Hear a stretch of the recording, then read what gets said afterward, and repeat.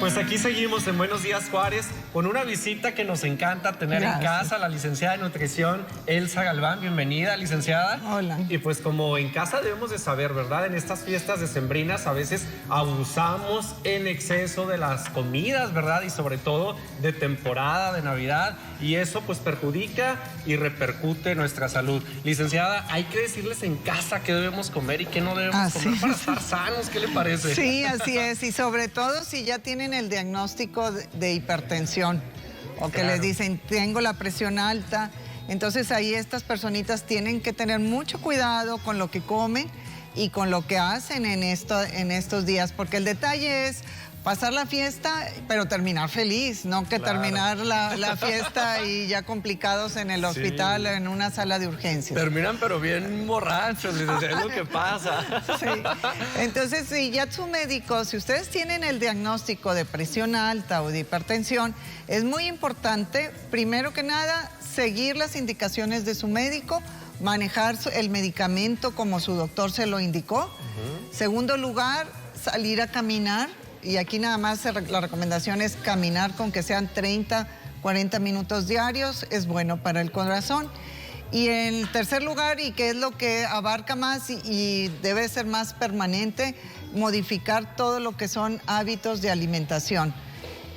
Desde la manera en que se preparan los alimentos hasta la forma en que nosotros los vamos a consumir. Entonces, cuando nos dicen quitar o disminuir el consumo de la sal, esto es bien importante porque el sodio es uno de los, pudiéramos decir, de los minerales que afectan más con la presión.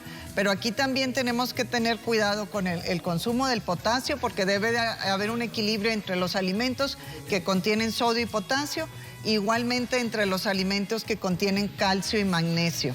Fíjate qué importante, doctora, lo comentabas ahorita fuera de cámaras, la costumbre, ¿verdad? Sobre todo del mexicano. Luego a veces es increíble ver que sirven la comida y todavía ni la probamos y ya pásame el salero y empezamos a rociar toda la comida sin saber si tiene de más o le falta. Entonces, es una mala costumbre, Es ¿no? una mala costumbre y si ya son de las personas que le ponen sal antes de probar el alimento, dices, ya tienen un problema. Ya hay un problema. Entonces, aquí, sobre todo con los adultos, los varones son los que batallan más para eliminar la sal. Entonces, es bueno tener también un recipiente con pimienta. La pimienta también le va a modificar el sabor y es un sabor agradable. También cuando van a cocinar, agregar otros condimentos como son el orégano, el comino, el laurel, la albahaca. Entonces todo eso te va a modificar. Si tú haces una salsa, por ejemplo, de tomates asados con su ajo, su cebolla y le ponen tantito orégano, ya te va a cambiar el sabor y ya no vas a tener necesidad de ponerle tanta sal. O sea que esa sería la de las recomendaciones. Y sobre todo también, como me lo decía ahorita hace rato, hay que tener precaución porque luego a veces al momento de cocinar ya mucha comida enlatada trae mucho sodio. Y aparte le pones todavía la sopita más sal, entonces pues eso... Sí, entonces aquí por ejemplo, si tú preparas, o sea, de vegetales de lata y que se lo pones al arroz, ya le agregaron sodio. El sodio es un conservador que vamos a encontrar en todas partes. Entonces, la verdad, lo más recomendable es usar fruta y verdura natural, los vegetales que no se pueden, como los chícharos, los elotes, los garbanzos. Si no se pueden hacer naturales, segunda opción es congelados. Y hasta ahí. O sea, ya lo que es de lata, ya de preferencia, mejor eliminarlo. Y eso, a largo plazo, esos pequeños cambios van ayudando a que la presión arterial se controle con más facilidad. El peso es muy importante controlarlo. Si traen obesidad o sobrepeso, es bajar.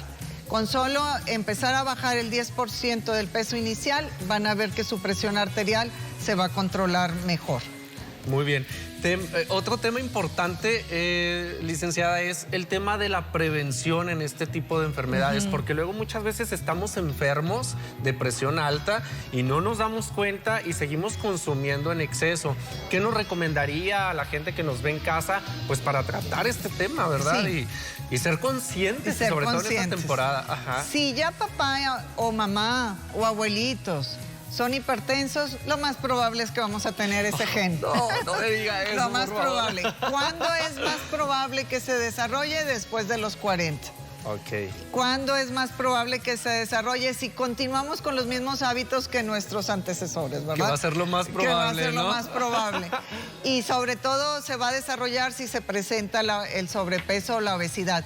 Si llevan una vida sedentaria, dices, oye, me la paso viendo televisión o en el trabajo sentado, tengo sobrepeso, no hago actividad física, y luego si le agregan que el tabaco, que el alcohol o que los refrescos embotellados, entonces todo eso es como que irle agregando factores que te van a desencadenar o que van a activar ese gen que ya traemos. ¿Y cómo ¿verdad? nos daríamos cuenta que padecemos de presión alta? ¿Cuál es así el primer síntoma o latente, ¿no? Que debe uno decir, híjole, ya debo de irme a checar. A checar. La verdad, por eso le dicen la enfermedad silenciosa.